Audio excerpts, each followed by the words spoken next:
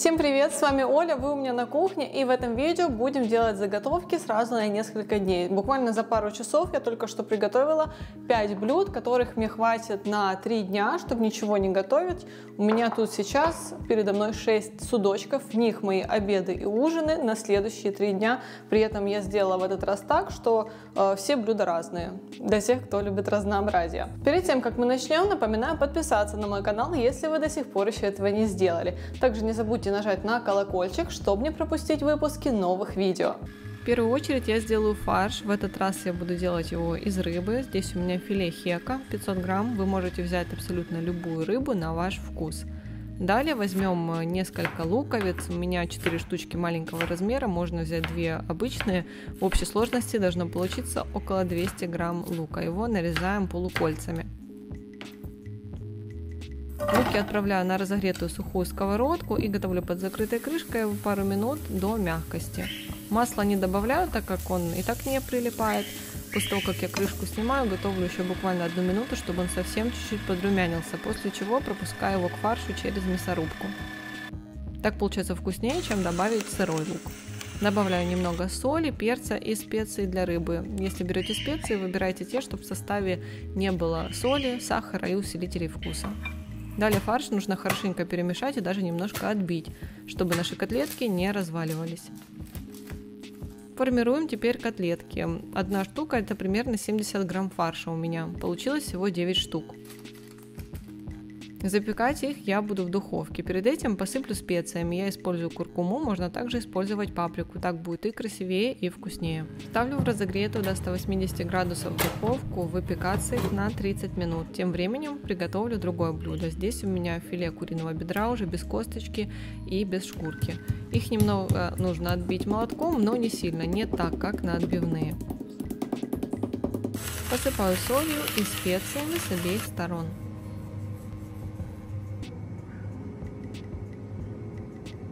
Если для вас важно поддерживать правильное питание, но не хватает времени на то, чтобы самостоятельно составлять для себя рацион и считать калории, вы всегда можете приобрести готовые меню на моем сайте olyapins.com. Совсем недавно вышло новое меню, которое называется Eat and Repeat. Обеды и ужины в нем готовятся сразу на 2 дня, что очень удобно для тех, кто хочет сэкономить время. Ну и с этим меню вы можете питаться сбалансированно и при этом избавиться от лишнего веса, так как оно рассчитано на калорийность 1400-1500 килокалорий. Пока что на него действует скидка, поэтому кому интересно, ссылочку оставляю в описании под видео. Вернемся к нашей курочке. Ее необходимо хорошенько обжарить с обеих сторон до золотистой корочки. Кстати, чтобы на такой сковородке без масла не прилипал ни продукт, ее нужно хорошенько разогреть, так же как и с металлической сковородки, потому что на самом деле это и есть металлическая сковородка, хоть и выглядит так, как будто бы у нее тефлоновое покрытие. Поэтому просто хорошенько ее разогреваем. Сразу же я добавляю вторую партию, как видите, у меня ничего не прилипло. Я готовлю не до полной готовности, а только так, чтобы курица подрумянилась, так как мы ее будем еще запекать. Сразу же выкладываю ее в форму для выпекания, а на сковородку сразу же добавляю грибы. Здесь у меня где-то 200 грамм нарезанных шампиньонов. Сковородку я даже не мыла, отправила их сразу, добавив немножко масла, чтобы точно они не прилипли. Готовлю под закрытой крышкой около 5-10 минут, в общем довожу их до готовности. В конце добавляю немного соли и перца и грибочки выкладываю поверх курицы. Сверху нам это все понадобится посыпать тертым сыром. У меня это сыр моцарелла, вы можете использовать любой на свой вкус. Я буду использовать примерно 100 грамм.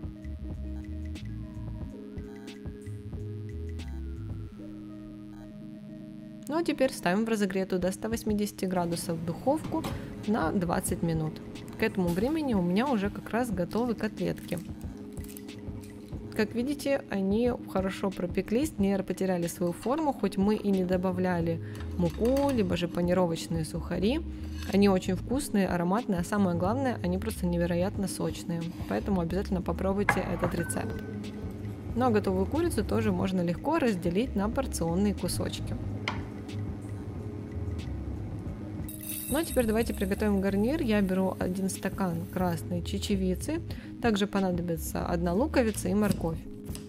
Чечевицу необходимо очень хорошо промыть водой, а потом замочить как раз минут на 5-10, тем временем мы как раз займемся овощами. Нарежем лук мелким кубиком, а морковку будем натирать на терке.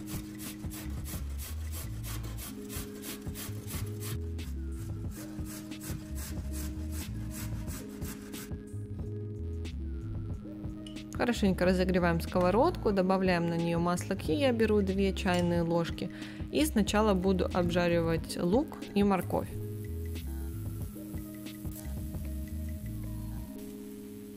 Готовлю их несколько минут до мягкости. К ним также я добавила пару нарезанных зубчиков чеснока. Добавляем 2 столовые ложки томатного пюре, перемешиваем. И теперь добавляем чечевицу, с которой сливаем лишнюю воду отдельно. Добавляем соль и заливаем это все кипятком, так чтобы уровень воды был в уровень с продуктами. Добавляю немного паприки для запаха, накрываю крышкой и готовлю так где-то минут 15. Я не люблю, чтобы чечевица сильно разваривалась и была как пюре, поэтому если вы любите наоборот, можно готовить чуть дольше, добавив большее количество воды. Ну а для следующего блюда также возьмем одну луковицу и нарежем ее кубиками.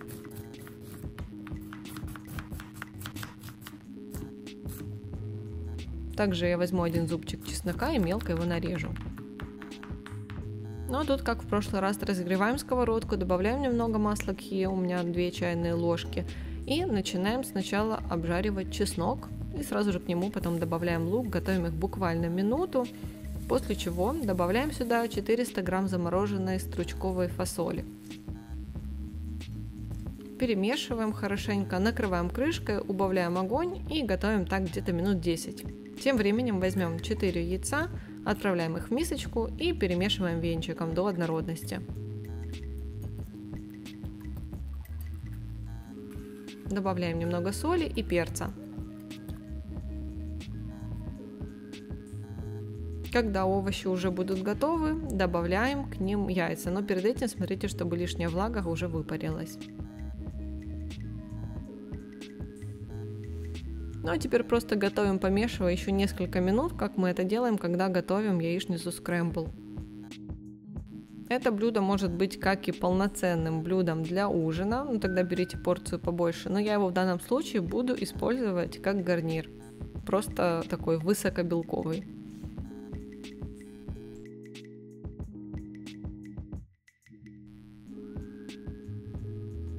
Ну а также еще параллельно я сварила немного риса басмати. Кстати, не знаю, почему до сих пор еще многие люди боятся есть рис при похудении, особенно рис басмати. Если вы посмотрите, какой у него гликемический индекс, он ничем практически не отличается от гликемического индекса коричневого риса. Так что мне кажется, что басмати все-таки это более вкусный вариант, поэтому не стоит сильно бояться его использовать. Ну а вот все блюда, которые у меня сегодня получились. Теперь давайте соберем их по судочкам, соберем из них 3 разных обеда и 3 разных ужина. На самом деле в обычной жизни я не раскладываю еду так порционно, а храню ее просто одно полноценное блюдо в отдельной емкости, но для видео, конечно, для наглядности я это все вот так вот для вас раскладываю, чтобы вы видели, какие разнообразные приемы пищи мы можем собрать из этих разных блюд. Как видите, у нас каждый прием пищи уникальный и не повторяется. Завтраки я не заготавливаю, но если вам интересно, пишите в комментариях, и я сниму для вас видео с заготовками завтраков.